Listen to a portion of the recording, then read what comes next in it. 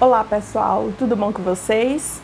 Bom, eu recebi uma inspiração, já que hoje é Sexta-feira Santa, para falar sobre a paixão de Cristo aos olhos do Espiritismo, né? Qual é o entendimento, o significado da paixão de Cristo para nós espíritas?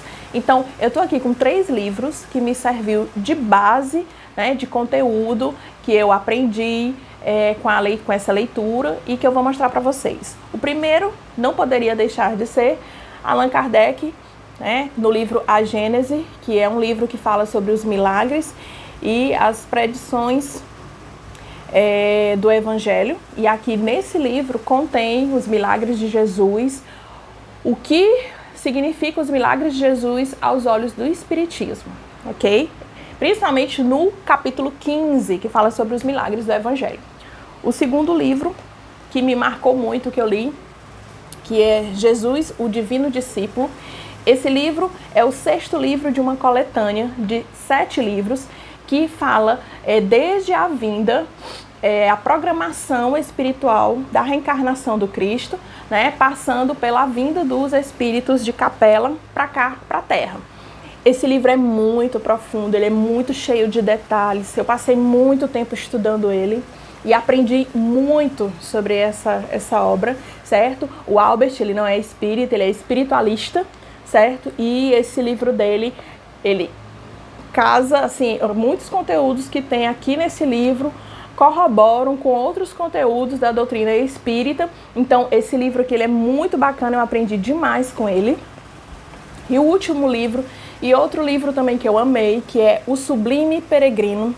Esse livro foi um divisor de águas para mim, porque ele é do espírito Ramatiz, através da mediunidade de Hercílio Mais. E aqui nesse livro desconstrói muitas crenças que a gente tem a respeito de Jesus. Nem tudo o que está na Bíblia está claro a respeito da vida de Jesus. Existe muita coisa que foi tirada dos evangelhos, né? Nós temos os evangelhos apócrifos que contam mais detalhes sobre a vida de Jesus e que estão fora da Bíblia, certo? E aqui a visão espiritual da programação reencarnatória de Jesus, certo? Então, assim, é um livro maravilhoso, eu recomendo para vocês essa leitura. É uma leitura fácil e é um livro extremamente importante para que a gente desconstrua certas crenças a respeito da vinda do Cristo. E aí, de bônus, eu mostro aqui para vocês também Luz do Mundo, que é um livro da mediunidade do Divaldo, né, da mediunidade de psicografia do Divaldo, pelo espírito Amélia Rodrigues. E eu gosto muito da Amélia Rodrigues porque ela tem uma forma de falar sobre Jesus que me sensibiliza muito. Eu tenho uma verdadeira paixão, um verdadeiro amor pelas obras da Amélia Rodrigues, certo? Então, para os católicos, a paixão de Cristo, ela nos faz relembrar sobre o momento da crucificação. Todo o sofrimento de Jesus, desde quando ele é entregue, né, desde quando ele é, na verdade, traído pelo beijo de Judas, e desde o beijo de Judas até a crucificação dele. Toda a caminhada rumo ao Calvário e todo o sofrimento dele, na Sexta-feira Santa, a gente relembra.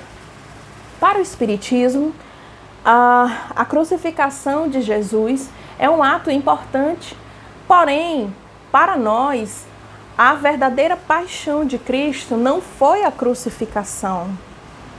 Na verdade, a verdadeira paixão de Cristo, que para quem não sabe, paixão significa sofrimento. E, na verdade, o verdadeiro sofrimento de Jesus está além da crucificação. Na verdade, a crucificação para Jesus foi uma libertação, certo? Então, para o Espiritismo, o verdadeiro sofrimento, a verdadeira paixão de Cristo é a descida dele das zonas superiores até o planeta Terra, a reencarnação dele, os 33 anos reencarnados, juntamente com 1000 anos que ele teve para sair das zonas superiores, dos planetas evoluídos, para descer energeticamente, vibratoriamente até a Terra e reencarnar num corpo físico. Para um espírito superior, para um espírito da envergadura moral, de um espírito como Jesus, isso é um sofrimento absurdo, certo? Porque o que é que acontece? Os espíritos, quando eles chegam ao nível evolutivo altíssimo, né? Quando eles chegam à categoria de anjos ou de arcanjos, são espíritos que eles já não têm mais forma física, eles são pura luz.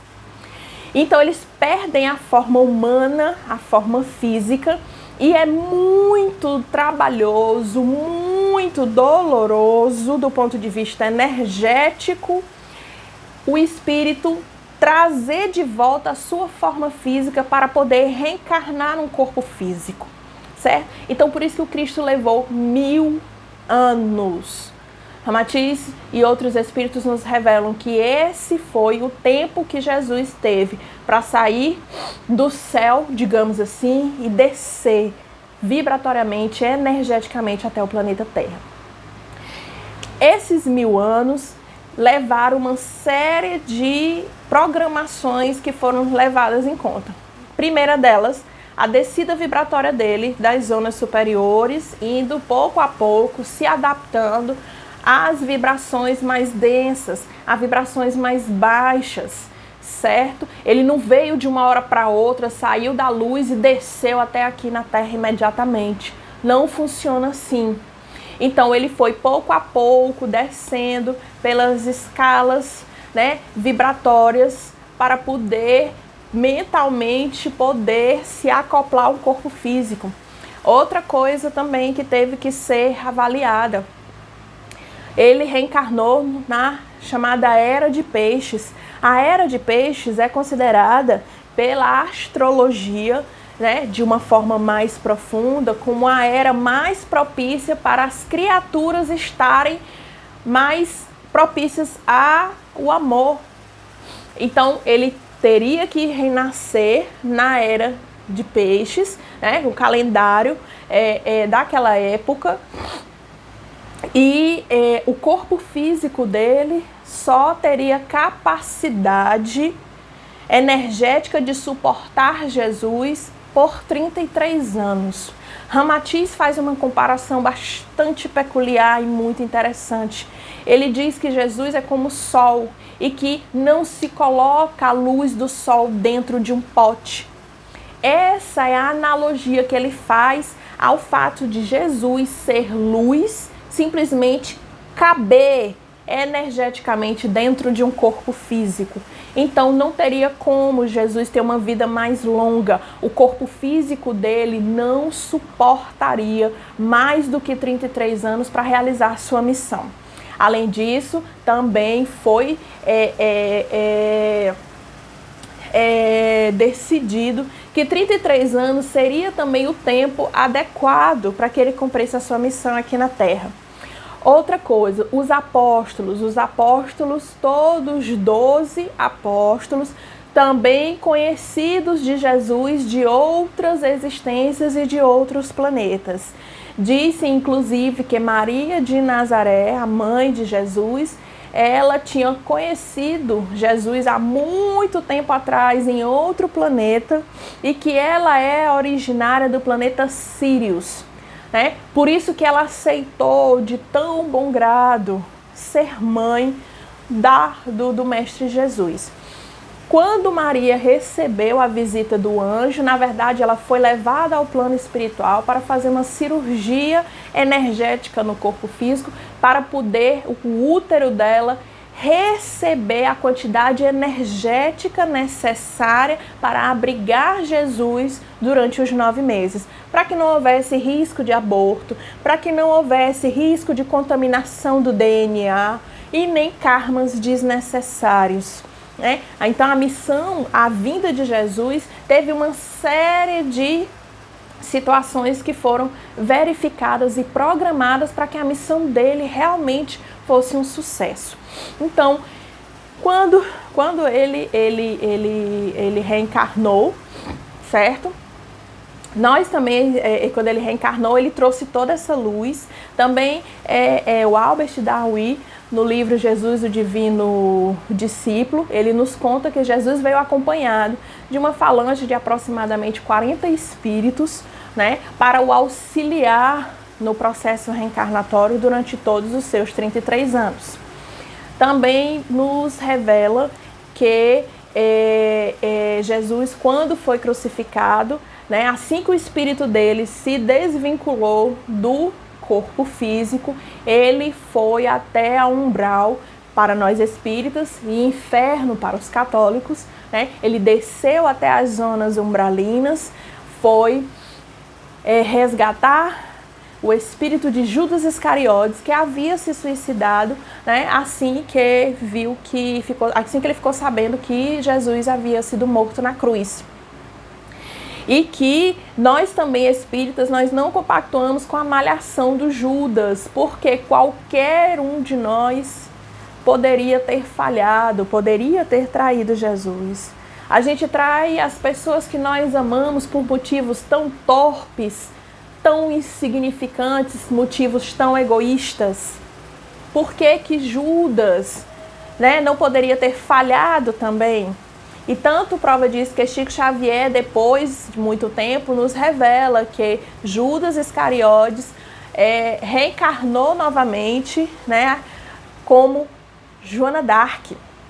Então, assim, por isso que na oração do credo a gente diz: desceu à mansão dos mortos e ressuscitou ao terceiro dia. Ou seja, quando ele saiu da cruz, o Espírito de Jesus foi até as zonas umbralinas resgatar Judas Iscariotes e aprisionar falanges espirituais que até então transitavam livremente aqui na Terra, certo? E então, assim, ele veio e trouxe, o resgate de Judas é muito emocionante, a leitura, e aí Chico Xavier nos relata como foi assim, profundo o resgate de Judas.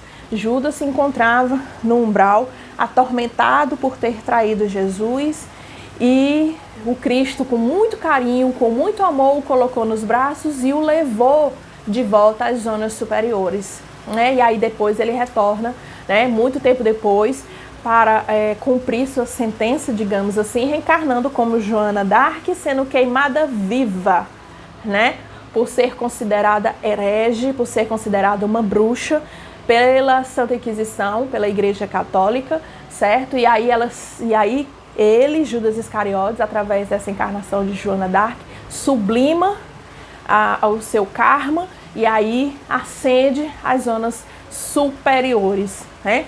Então, assim, toda uma programação feita para a vinda de Jesus nos mostra que esse é o grande sofrimento do Mestre Jesus, a grande paixão dele foi sair do céu e descer até a terra para nos iluminar, para nos mostrar o significado do amor ao próximo, da caridade, do respeito, da humildade, do como a nossa vida só tem significado quando a gente ajuda as outras pessoas. Essa é a nossa verdadeira missão.